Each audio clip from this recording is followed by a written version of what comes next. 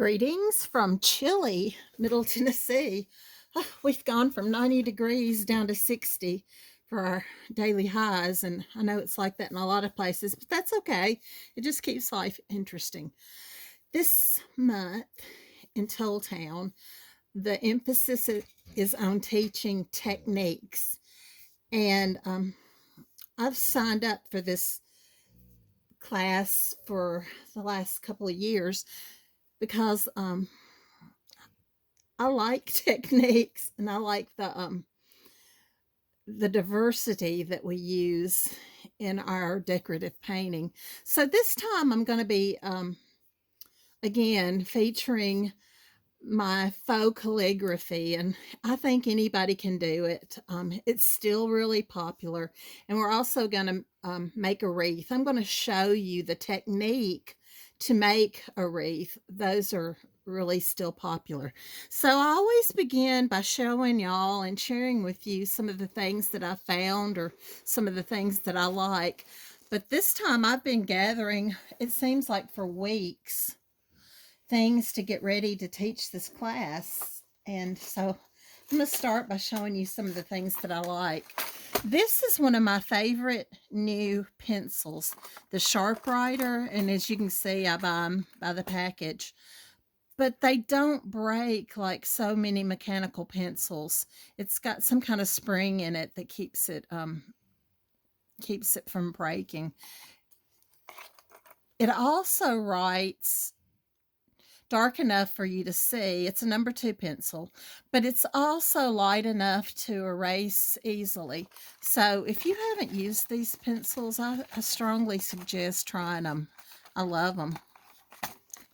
Let's see, I can get another box. I've got a box full of stuff. I finally remembered, whoa, they're about to drop everything. I finally remembered to order me a palette paper pack. I don't know what you call it, a pack, but you peel it off, and it's wax paper, basically, just a sheet of wax paper. And this keeps from having to use so many paper plates. Oh, let's put that over there where I can get to it. This gives you an idea of what we're going to do, the design. Now, this is based on something that I did a couple years ago, and someone saw it and they wanted to know if I had a pattern for it. Well, I sold it right after I made it, so I never made a pattern for it, but I had thought about it. So that one had a sunflower originally, but I think that I am going to put a little daisy type flower. During the last month, I've taken 2 classes. One's a wonky painting and the other one's funky flowers. And so I really like this little flower here. I love the little center, how it kind of spirals. So I think we're going to do this little flower up there instead of sunflower. We've all done sunflowers and pretty much know how to do it. Then I'm going to do some little messy roses. I'm going to try to get a good stamp of a butterfly and put it down there and show you a couple ways to finish that. Something that's really fast and easy. And I thought we'd do a lemon. Lemons are so popular right now. So I thought I would show you just how to paint a simple lemon. And that's basically what we're going to do in our wreath. But I'm going to show you how to do that and build on it. I thought we would use some tissue paper for the center of the flower and the flower petals. And I have a bunch of tissue paper right here. This yellow is probably what I'm going to do on the center. But maybe I like this little brown. I don't know if that's brown or black. I think it's brown. Orange. When I was thinking about doing the sunflower, I thought that would be just perfect. But we'll see what happens. And this is the lettering that we're going to do. Be still and know that I am God. And let's see. And this time, I always do my lettering with paint. I'm a paint girl. But we're going to try this with Faber-Castell artist pens and see how that goes. You can get generic brands. Got these on Amazon. Then with the butterfly, we're going to use some Stays On ink. And whatever butterflies, if you have any on hand, I did buy a new butterfly stamp. I wanted this one from Stempendous. This one. And I've really had a hard time, y'all. I have dog hair everywhere. It's just everywhere in my life, and it's just the way it is. But anyway, I've had a hard time getting it to stamp clearly. But I'm going to show you some things that I hope will help us get it done easily. Let's see. We've got pens. Got pens everywhere. And then, as always, we need a good selection of brushes. My new favorite brush line is the King Art brush, and Hofcraft has them at a really, really good price. But just a good selection. You can get some mop brushes, some stiff brushes. You can use a paint pen. Although this lettering is a little smaller, so I'm really not sure that you can find a small enough paint pen to do it. We're going to have stylus. I always need some stylus. I used to never use them, but now I kind of like them. And then ultra matte varnish to finish it up. And I'm going to use matte medium to adhere my tissue paper into my flowers. And a ruler is very handy. Old sandpaper. I'm always saving my sandpapers from the little sander, because when they get roughed up, they work really well. And then, as always, my white charcoal pencil. I cannot live without this. Let's see. I keep putting those away, and I need them, and I need that to show you what I've done. Let's see. A circle stencil is always helpful. And I think I just knocked a bunch more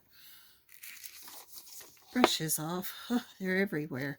But this is really, really helpful, and I really need to get that cleaned. Painter's tape is a must to keep your pattern in place. It just makes life easier. And then, I guess the weirdest thing is a plate. I needed a plate. This one is just a tad bigger than I would want, but I didn't want to go digging through the dishes. So I just pulled that, and we're going to make it work. So the first thing, there I go. I tell you, dog hair's everywhere. It's in everything. Okay. The first thing that I do is I always write out my message with the pencils that I showed you. I use two things. I either use graph paper, or I use this these lines. I think I got them from a book. I'm not really sure where I got them, or I might have got them from one of the packets that I bought. You can buy calligraphy books so cheap. You can find them everywhere on Etsy. You can find them on Amazon. They have some really cheap ones for like $10 and less. And there's not a whole lot of difference between any of them. But the lines help you keep them consistent. Now this is called bounce lettering. You can do it where you just keep all your lines straight. And these little lines, kind of like we used in first grade, are so helpful in keeping everything consistent.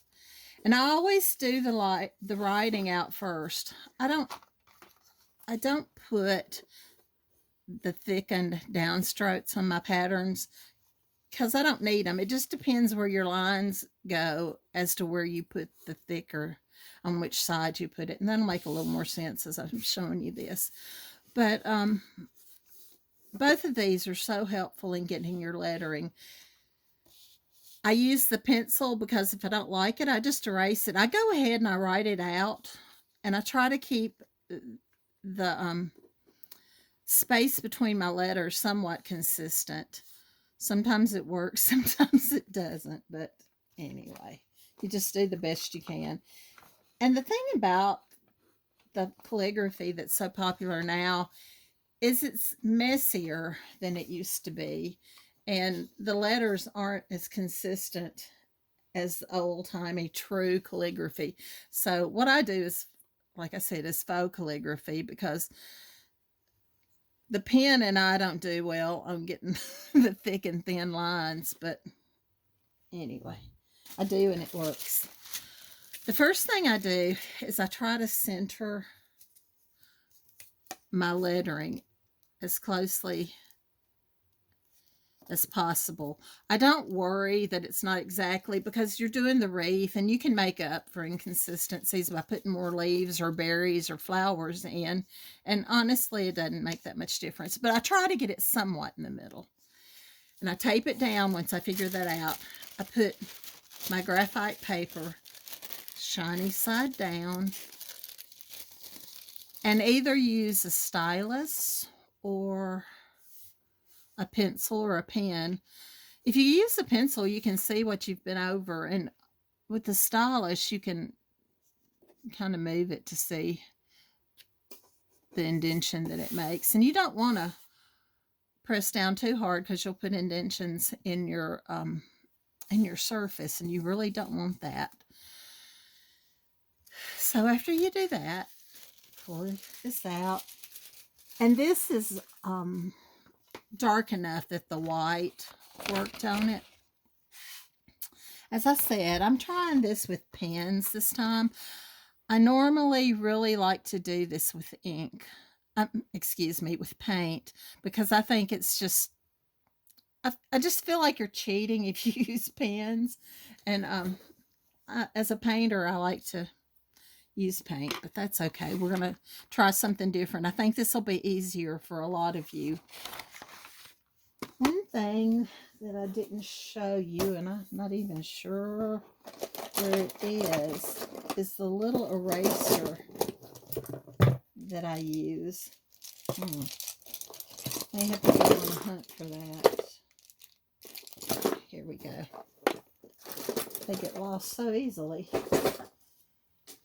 I try to keep my brushes in a jar, and I try to keep this eraser with it. But this is a Mono Zero. It's by Tombow. You can get them at CD Wood, or you can get them at Amazon. Watch the price when you buy stuff on Amazon. It's not always cheaper, but sometimes getting it quicker is worth the price difference. But it's a really thin eraser, and this is really good for getting rid of this graphite.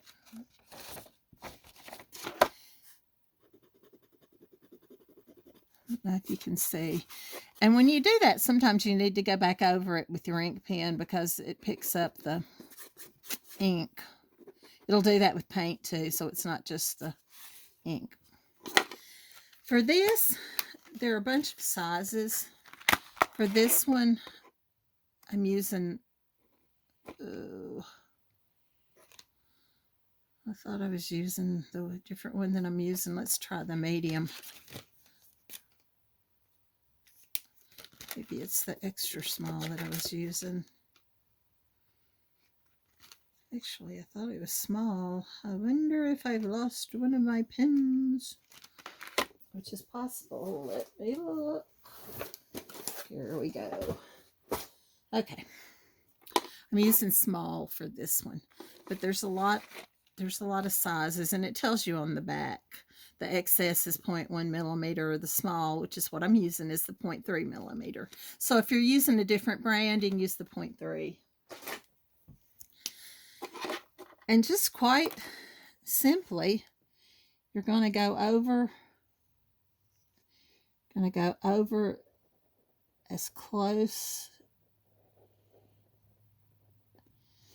to the lines as you can.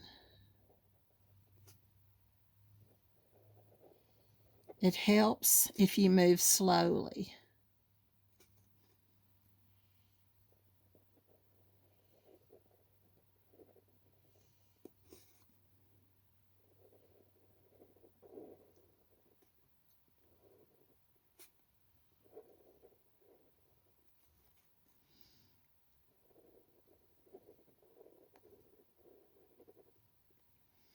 Okay, now let's just work on this one word. It's going to take a little while for your lettering to dry, so be careful and don't smear it. But a lot of times I'll go over this twice. What we're going to do is we're going to thicken the downstrokes. That is where when you're writing, the naturally occurring downstrokes. So to begin, we go up and then we come down on this K. So we're just going to block a little bit of that off to make it thicker, and just going to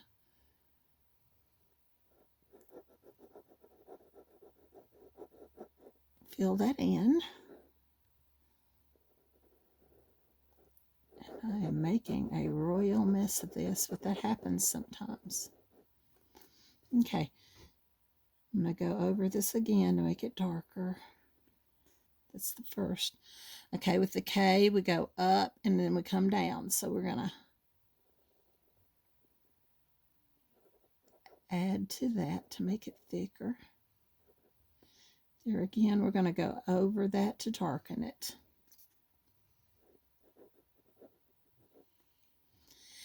Now, when we do our downstrokes, and this bottom is a downstroke, it doesn't matter if you make your line thicker on the inside or the outside. It just doesn't matter. I do it where I have the most space. And sometimes I do it on both sides, like that one. The beginning of the N is a downstroke.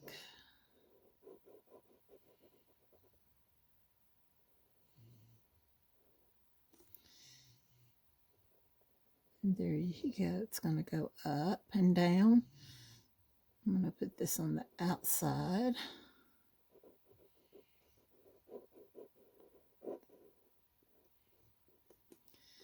The O.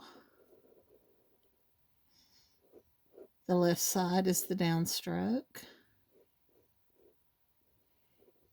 And then you go up.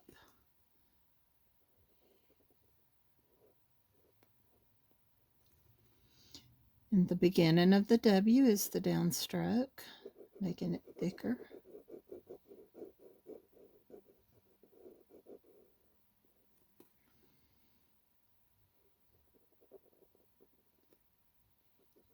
And then the little lump hump is a downstroke.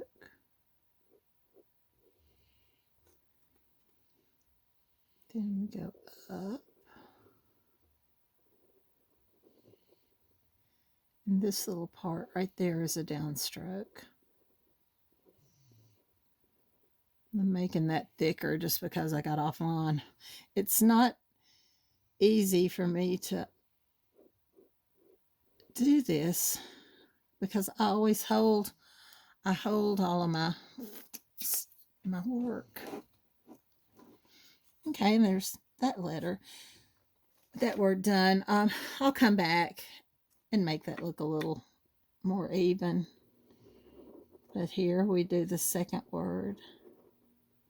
I join the crossing of the T to my H. And then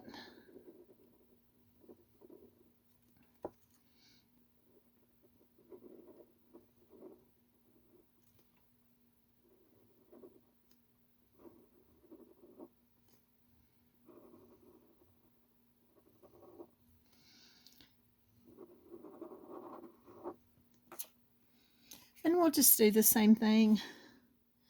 This is a downstroke, so I always make that a little thicker.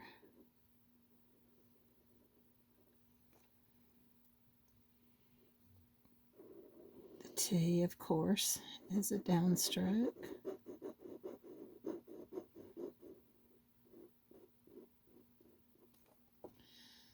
The loop and the back of the H is a downstroke.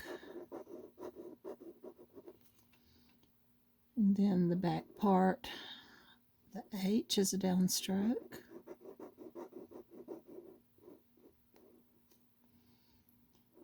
The left side of the A, like your O, is a downstroke.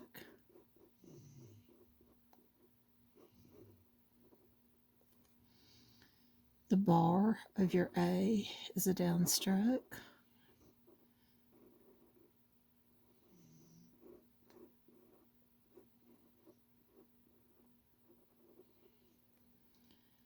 And again, this little curve, I'll make it a little thicker.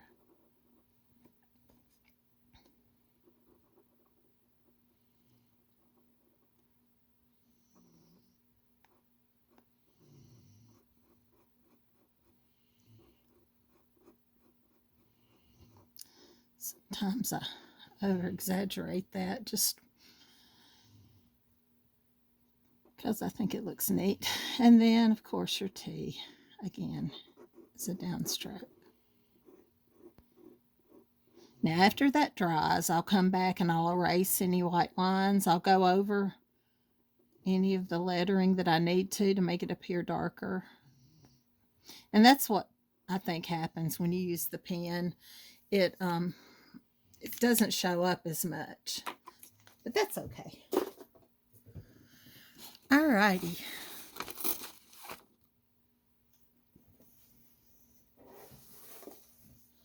Let's see if I can get this off without too much trouble. Because you've got the idea of that, and I'm going to show you on this segment how we're going to start making the wreath, and that's where we use the plate, and this is not going to all show.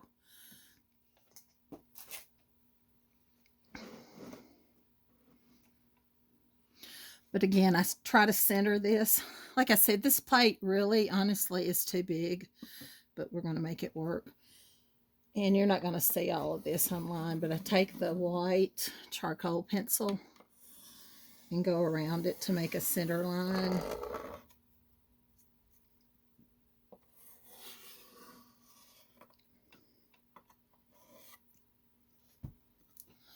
I think I got it all.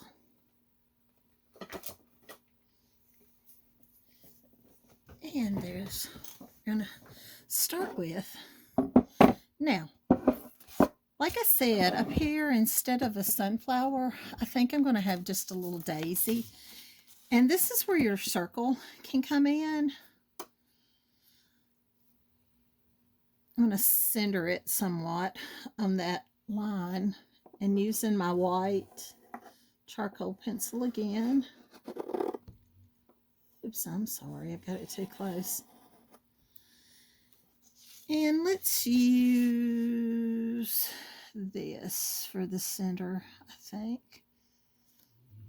And it's kind of hard to know how truly centered that is. Probably not much. I've got to clean the stencil.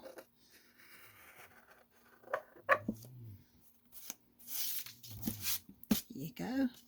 It's somewhat.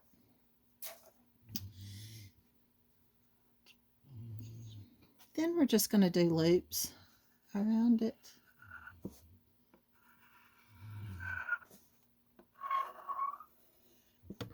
Does not matter if it's the same size. It doesn't matter.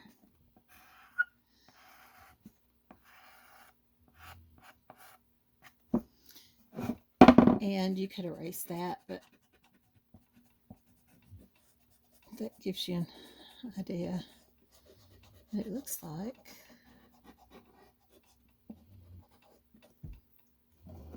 There you go. And then we're going to have some messy roses over here. So let's do those in 3. Let's make these pretty big. 1. Well, I am so sorry. Just keep hitting that. And with those, you'd have a little center. We're going to do that around it, but you don't need all that because it's going to be covered up. And then a 3rd one. Kind of doing an oblong circle. Like I say, it's shaped like an O. And We'll have our lemon over here, which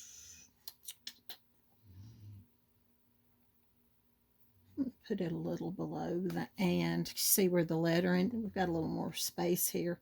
So you do, for the lemon, do like a fat O. Then it has a little square type box.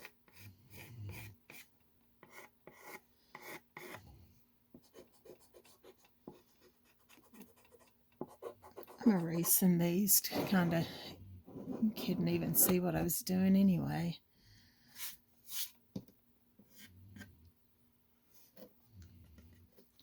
And I think we're going to put the butterfly there. So let's put another, let's put some smaller roses there. I don't think you can see this. I don't have enough room.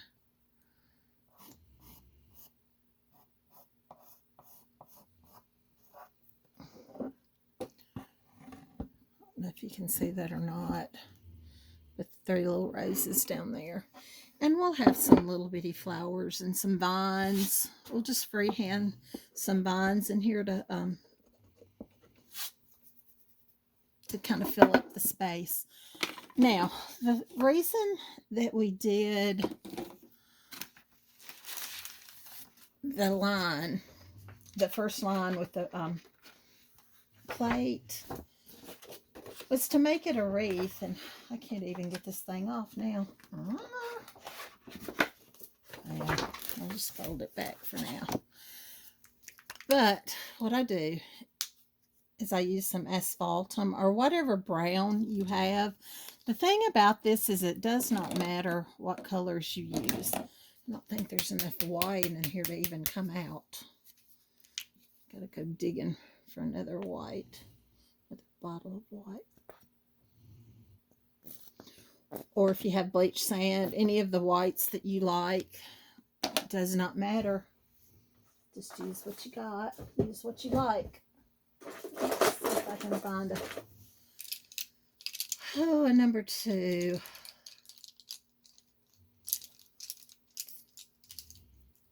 Here we go. And I'm going to thin this down a little bit. I've got to go get some clean water. I didn't get that done. We'll just do that. But what I do is, like I said, I'm going to pull this out and thin it out a little. And I don't mix these 2 colors. I just let the brush mix them. But this is going to be my reference line. And I'm going to make a vine. And I don't want it to be straight. So I'm going to go on both sides of that line.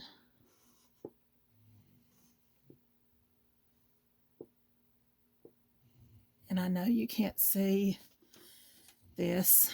That's the thing about using big surfaces. You can't get them in the frame and have it close enough for you to see. But just keep going on either side in a wavy line. And you can see that paint is mixing as I pull the brush. And I'm not going to put any vines through there because the leaves and the flowers going to cover that up. And I like to do the vine first so that it doesn't show harsh stop lines. When you're painting whatever's on top of them, it'll cover it up so you don't have start and stop. Then I'm going to do the same thing using the line that I just did as my reference line. And again, keeping it swirly all the way around. Now this is what I mean. If I had painted that rose first and then put these lines, it would be a harsh stop. But now that I've put the lines first, I can bring the sides of the flower around to cover it up.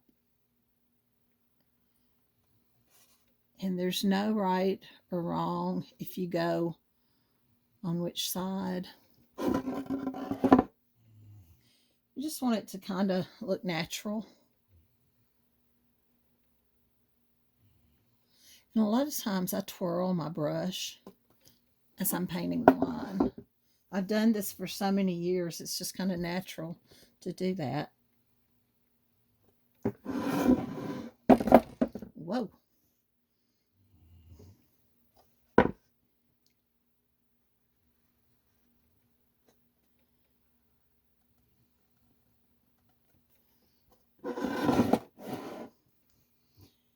Almost through with that second line.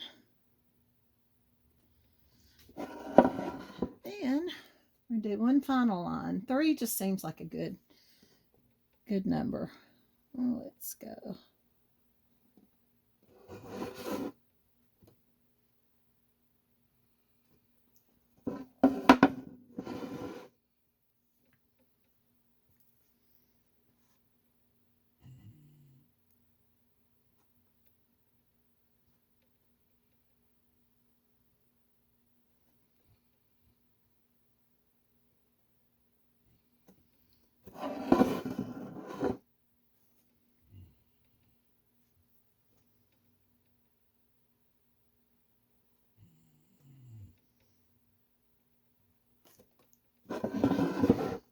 And one last little section here.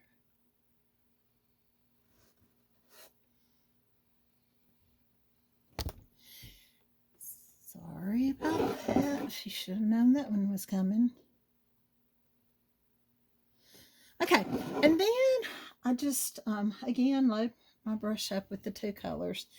And I come back and add some little vines off of the main vine where I'll add some berries.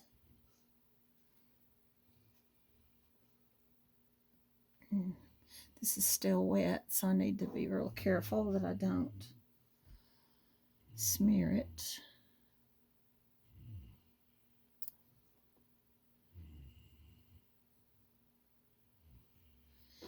And I smeared it over there, but that's okay. We'll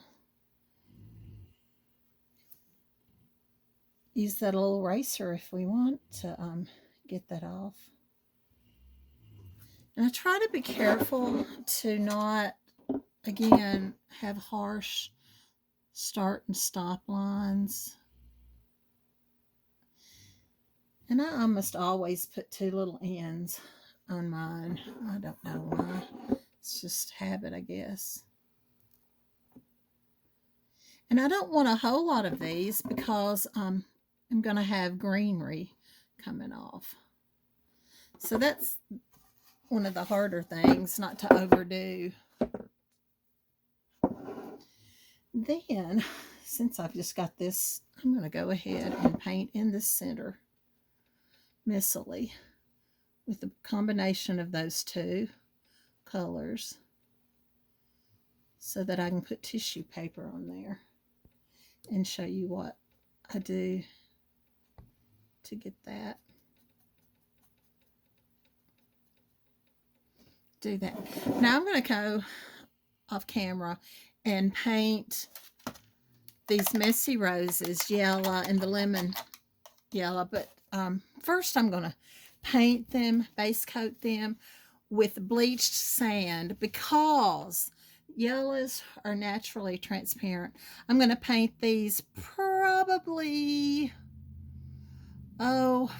sunset orange, maybe dried clay. I don't know. Warm sunset's what that is. I